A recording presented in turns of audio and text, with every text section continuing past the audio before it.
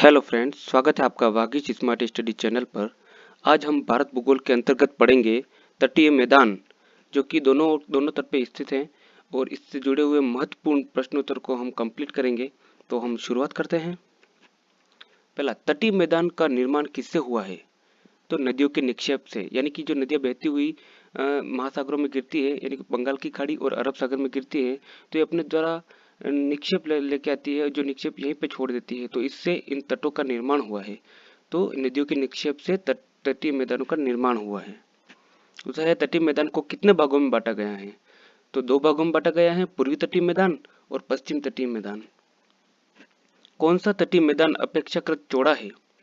तो पूर्वी तटीय मैदान, यानी कि पश्चिम तटीय मैदान की अपेक्षाकृत पूर्वी तटीय मैदान ज्यादा चौड़ा है।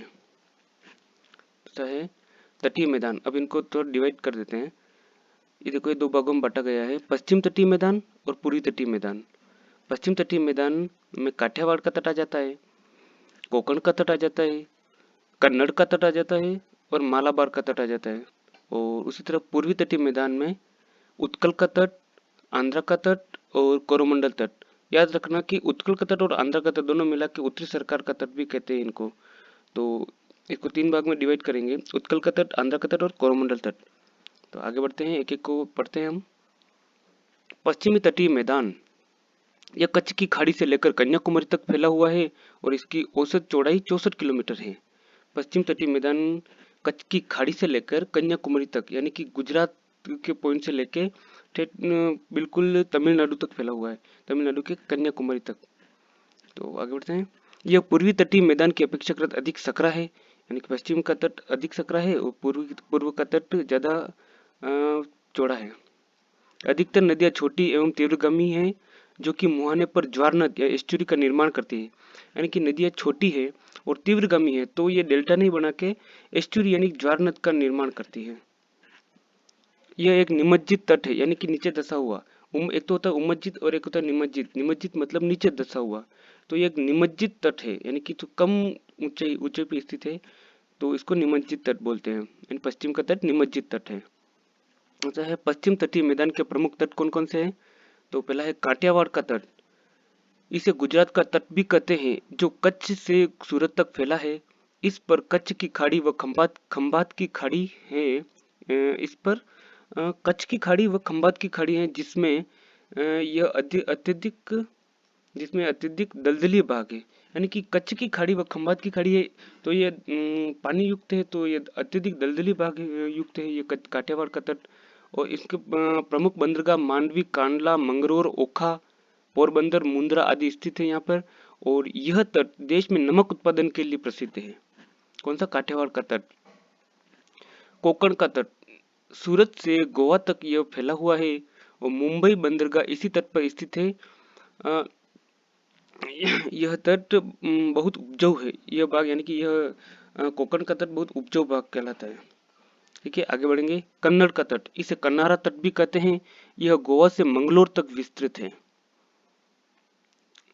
मालाबार तट गोवा से कन्याकुमारी तक फैला है, यहाँ पश्च जलों की अधिकता है, जिसे केरल में कयाल कहते हैं। यानी मालाबार तट गोवा से कन्याकुमारी तक फैला हुआ है और यहाँ पे पश्च जल, यानी कि जिसे लेगुन बोलते हैं, और इसी को केरल में कयाल बोलते हैं। और इसमें केरल की वेमनाड और अष्टमुदी जिले, जो कि लेगुन जिले हैं, जिसको केरल में कयाल बोला जाता है। तो हमने पढ़ा है कि पश्चिमी तटीय भाग में कौन कौन से तट आ जाते हैं? तो काठियावाड़ का तट, कोकण का तट, कन्नड़ का तट और मालाबार तट। आगे बढ़ेंगे। पूर्वी तटीय मैदान, यह गंगा ब्रह्मपुत्र के मुहाने से कन्याकुमारी तक फैला हुआ है। इसकी चौड़ाई पश्चिम तटीय मैदान से अपेक्षाकृत ज्यादा है।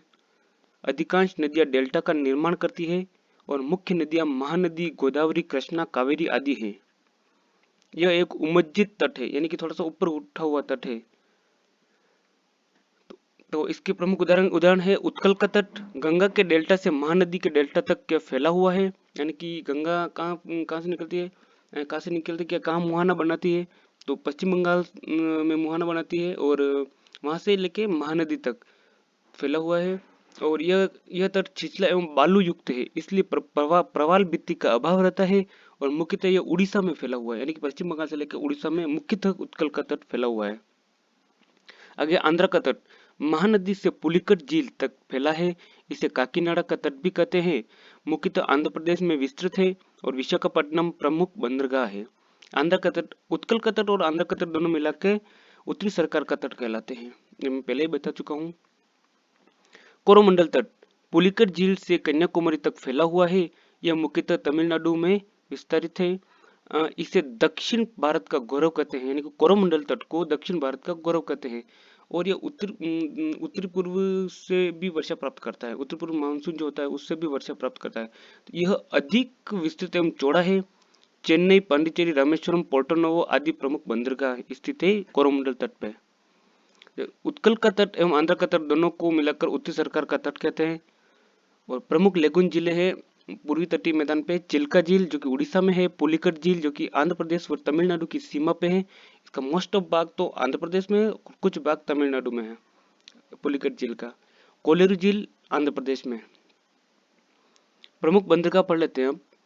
कांडला बंदरगाह, वर्तमान में इसका नाम दीनदयाल बंदरगाह है जो कि गुजरात में स्थित है, यानी कि कांडला बंदरगाह का नाम दीनदयाल बंदरगाह कर दिया गया। मुंबई महाराष्ट्र में स्थित है। न्हावा शेवा, वर्तमान में इसका नाम जवाहरलाल बंदरगाह है जो महाराष्ट्र में स्थित है। मरमू गोवा में स्थित है। न्यू मंगलोर ये कर्नाटक में स्थित है। कोचिन केरल में स्थित है। तुतिकोरिन तमिलनाडु में स्थित है जिसका नया नाम वीओ चिदम्बरम बंदरगाह है। तुतिकोरिन का नाम ही वीओ चिदम्बरम बंदरगाह है। चेन्नई बंदरगाह तमिलनाडु में स्थित भारत का सबसे बड़ा कृत्रिम बंदरगाह है। एन्नोर तमिलनाडु में स्थित है। विशाखापट्टनम आंध्र प्रदेश में स्थित है। आगे है पाराद्वीप, ये उड़ीसा में स्थित है। पाराद्वीप। हल्दिया बंदरगाह पश्चिम बंगाल में स्थित है। पोर्ट ब्लेयर अंडमान निकोबार में स्थित है। और अब ये तो थे प्रमुख। अब हम कुछ और पढ़ लेते हैं जो कि मांडवी, ओखा, पोरबंदर, द्वारका, भावनगर ये गुजरात में है। रत्नागिरी महाराष्ट्र में है। कारवाड़ कर्नाटक में है। कोझिकोड, अलेप्पी, क्विलोन, तिरुवनंतपुरम ये केरल में है। नागपट्टनम, रामेश्वरम, पोर्टो नोवो, कन्याकुमारी ये तमिलनाडु में है। काकीनाडा, मछलीपट्टनम, श्रीकाकुलम ये आंध्र प्रदेश में है।